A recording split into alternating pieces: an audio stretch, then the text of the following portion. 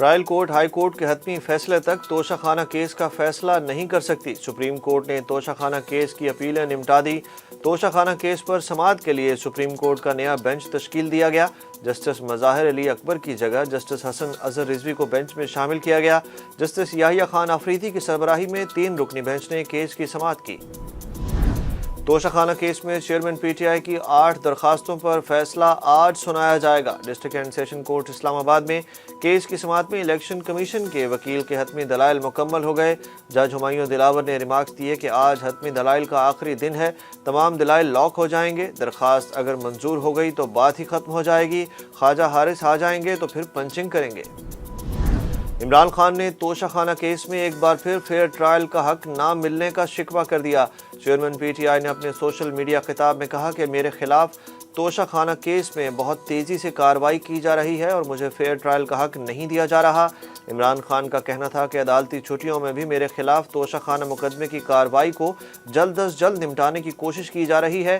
Case के हवाले से इमरान खान ने कहा कि इस्लामाबाद की मकामी अदालत के जज हुमायूं दिलावर ने मेरे गवाहों को ख़त्म किया। इस्लामाबाद हाई कोर्ट के चीफ जस्टिस पर मुझे एतमाद नहीं। इस्लामाबाद हाई कोर्ट से भी शिकायत है कि वो मेरे इस मुकदमे को लटका रही है।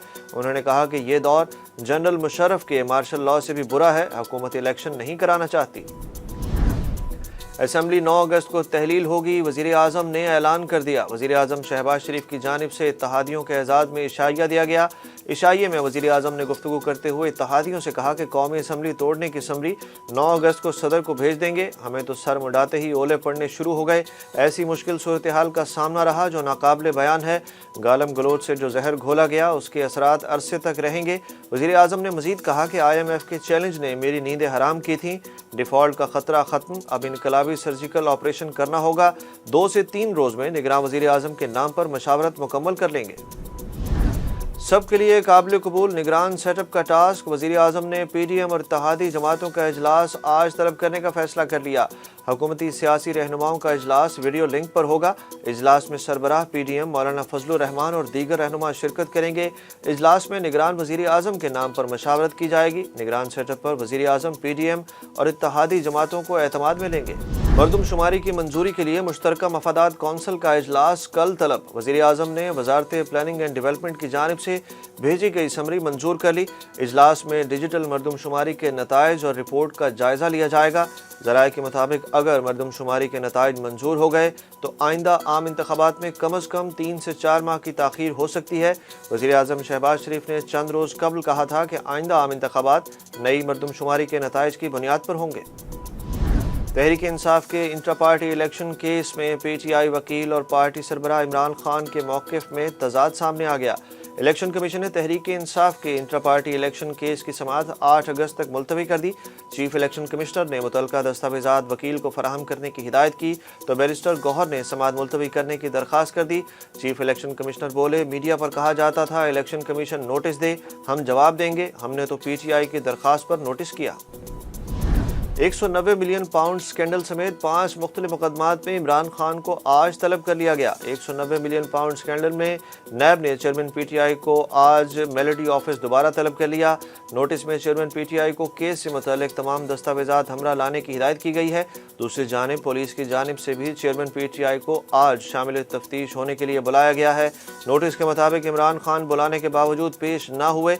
इस बार शामिल तफ्तीश न होने की सूरत में कानूनी कार्रवाई अमल में लाई जाएगी। अलीम खान ने PTI की हुकूमत को चलाने वाले गैंग ऑफ 5 का इंकशाफ कर दिया। इस्तेहकाम पाकिस्तान पार्टी के सदर अलीम खान ने कहा कि 9 मई के वाक़यात में हाजिर सर्विस अफसरान शरीक थे जिनके खिलाफ कार्रवाई हो रही है।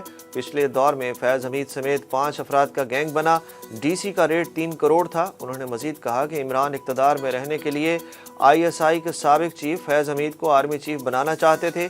गैंग ऑफ 5 में उस वक्त के army chief general Qamar Javed Bajwa, DG ISI lieutenant general Faiz Hameed, Farah Gogi, वज़ीर आला उस्मान बुज़दार और प्रिंसिपल सेक्रेटरी आज़म खान शामिल थे। इस गैंग का ताल्लुक पाकिस्तान के बड़े प्रॉपर्टी डेवलपर से भी था। उन्होंने दावा किया कि प्रॉपर्टी डेवलपर ने जमानत दी थी कि फैज़ हमीद अगले आर्मी चीफ होंगे। امریکہ کے صدارتی الیکشن پر اثر انداز ہونے کے کیس میں سابق صدر ڈونلڈ ٹرمپ عدالت پیش، خود کو بے قصور قرار دے دیا۔ رپورٹس کے مطابق جج کی جانب سے کیس کی اگلی سماعت 28 اگست کو مقرر کی گئی ہے۔ مقدمے کی سماعت پہلے صدارتی مباحثے کے 5 روز بعد ہوگی۔ اگر سابق صدر ٹرمپ پر الزامات ثابت ہوئے تو انہیں مجموعی طور پر 55 برس قید ہو سکتی ہے۔ پاکستانی کرنسی کے استحکام کا سلسلہ آج بھی جاری، مگر سٹاک مارکیٹ میں مندی کا رجحان۔ انٹر بینک میں ڈالر 45 پیسے سستا ہونے کے بعد 286 روپے 75 پیسے کا ہو گیا۔ دوسری جانب پاکستان سٹاک ایکسچینج میں 100 سے زائد پوائنٹس کی کمی، انڈیکس 48,400 کی سطح پر موجود ہے۔ پاکستان نے بھارت میں منعقدہ کرکٹ ورلڈ کپ میں قومی ٹیم کی شرکت سیکیورٹی سے مشروط کر دی۔ قومی ٹیم کی سیکیورٹی پر سمجھوتہ نہ کرنے کا فیصلہ۔ قومی ٹیم کی روانگی سے قبل سیکیورٹی وفد بھارت بھیجنے کی تجویز سامنے آ گئی۔ ورلڈ کپ میں شرکت کے معاملے پر وزیر خارجہ بلاول بھٹو کی سربراہی میں بنائی گئی حکومتی کمیٹی کا پہلا اجلاس اسلام آباد میں ہوا، جس میں اکثریت نے ٹیم کو ورلڈ کپ کے لیے بھارت بھیجنے پر اتفاق کیا۔ تاہم ٹیم کی بھارت روانگی سے قبل سیکیورٹی کی ضمانت حاصل کی جائے گی۔ انتظامات کا جائزہ لینے کے لیے ٹیم کی روانگی سے قبل ایک وفد بھارت بھیجنے کی تجویز پر غور کیا گیا۔ پاکستان کا ایشین ہاکی چیمپئنز ٹرافی میں مایوس کن آغاز، قومی ٹیم کو اپنے پہلے میچ میں ملائیشیا کے ہاتھوں شکست کا سامنا کرنا پڑ گیا۔ ایونٹ کے افتتاحی روز کھیلے گئے دوسرے میچ میں ملائیشیا نے پاکستان کو 3-1 سے شکست دی۔ قومی ہاکی ٹیم ایونٹ میں اپنا دوسرا میچ آج ساؤتھ کوریا کے خلاف کھیلے گی۔